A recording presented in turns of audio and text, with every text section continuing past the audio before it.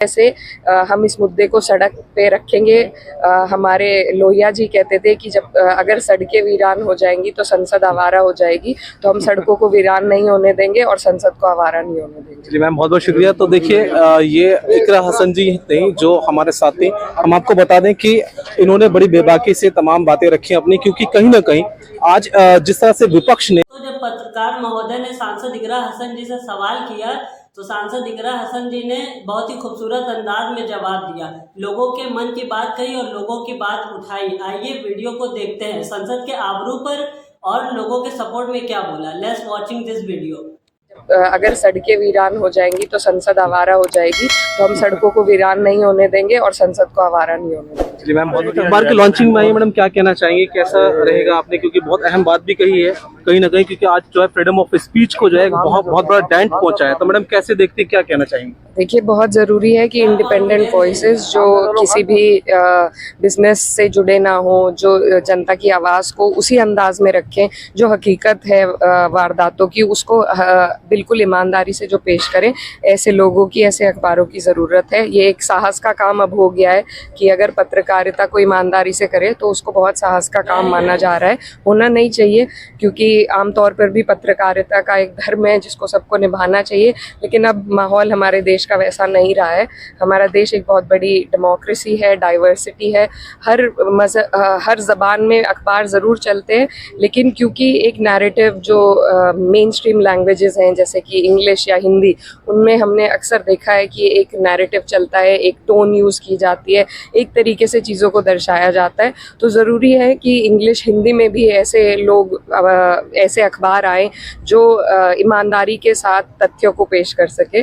तो जिस इंटेंशन के साथ ये अखबार आ रहा है, तो हमें उम्मीद है कि ये एक ऐसी आवाज़ बनकर उभरेगा जो ईमानदारी को सामने रखेगा। तो मेरी बहुत बहुत शुभकामनाएं हैं। एक आरोप आपने और भी बड़ा गंभीर लगाया है कि जब प्रोटेस्ट आपका रोड पर आया तब जाके कहीं ना कहीं आपको कवरेजेस मिली है। बिल्कुल, हम लोग डे 1 से हम लोग ये मांग कर रहे हैं कि SIR पे सदन में चर्चा हो, लेकिन कैमरा कभी भी ट्रेजरी बेंच से पैन होके विपक्ष की तरफ नहीं आता है।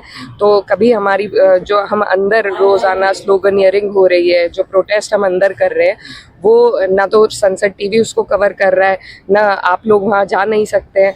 तो वो भी एक तरीके से कर्ब किया जा रहा है विपक्ष की आवाज़ को, क्योंकि हम लोग जिन चीज़ों के लिए आवाज़ उठा रहे हैं, हमारे जो मुद्दे हैं, सरकार चाहती है सिर्फ अपने बिल पास करना, सिर्फ अपना बिजनेस आगे बढ़ाना, लेकिन हमारी मांग है कि जो धरातल के मुद्दे हैं, जो आज सबसे ज्वलंत मुद्दा है SIR का, वोटों की चोरी का, वोट कटौती का, उस पर हम चर्चा चाहते हैं। और सरकार आज 10-12 दिन हो चुके हैं सदन को चलते हुए, तीसरा हफ्ता है, तो चौथा हफ्ता है, लेकिन तब भी सरकार इस इतने बड़े मुद्दे को संज्ञान नहीं ले रही है, उस पर चर्चा नहीं करना। मैडम, आपने आखिर में एक फैसला लिया है जिसमें कि तमाम विपक्ष इकट्ठा होकर जो है 17 तारीख से आपने बिहार में यात्रा करनी शुरू की है।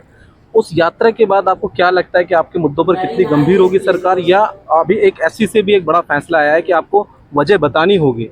सुप्रीम कोर्ट से बड़ा फैसला है चुनाव आयोग को कि आपको वजह बतानी होगी कि आप क्यों जो है वोटर लिस्ट नाम काट रहे हैं। इसको कैसे देखते हैं सुप्रीम कोर्ट को, और आपकी यात्रा जो है इसको कितनी सफलता मिलने वाली, क्या उम्मीदें लगती हैं बिहार के? उम्मीद है, क्योंकि जब लोग अब बहुत अवेयर हो गए हैं इस मुद्दे को लेकर और सभी लोग सवाल पूछ रहे हैं। जो कल इलेक्शन कमीशन की जो प्रेस कॉन्फ्रेंस थी, उसमें बहुत से साहसी हमारे पत्रकारों ने बहुत अच्छे सवाल पूछे, लेकिन वही एक स्क्रिप्ट पढ़ रहे थे हमारे जो चीफ इलेक्शन कमिश्नर हैं।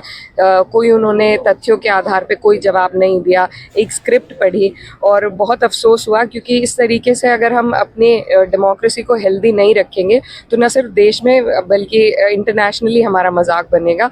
तो कोई भी जो सवाल राहुल गांधी जी ने अपनी प्रेस कॉन्फ्रेंस में पूछा था, उन्होंने किसी का सही तरीके से जवाब नहीं दिया, बल्कि बहाने बनाते रहे और जवाबों को टालते रहे।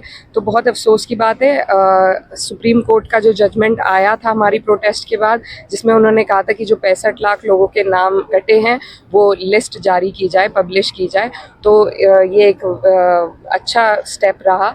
और हमें उम्मीद है कि जैसे जैसे हम इस मुद्दे को सड़क पे रखेंगे, हमारे लोहिया जी कहते थे कि जब अगर सड़कें वीरान हो जाएंगी तो संसद आवारा हो जाएगी, तो हम सड़कों को वीरान नहीं होने देंगे और संसद को आवारा नहीं होने देंगे। जी मैम, बहुत बहुत शुक्रिया। तो देखिए ये इकरा हसन जी थे जो हमारे साथ थे।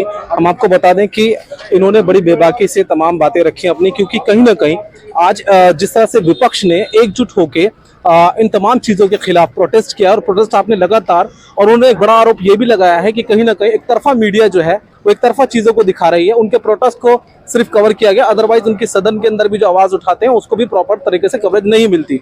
अब हम जैसे यूट्यूबर ग्राउंड पर पहुंचकर इस तरह की कवरेजेस कर रहे हैं, और आप हमारे हौसला और हिम्मत बढ़ाने के लिए इसको एक शेयर जरूर दीजिए। कैमरा पर्सन राजेश डंडियाल के साथ मैं Furqan, constitution club of India, Delhi. सांसद इकरा हसन जी ने कितने अच्छे अंदाज में और कितने खूबसूरत अंदाज में जवाब दिया है, लोगों की बातों को उठाया है।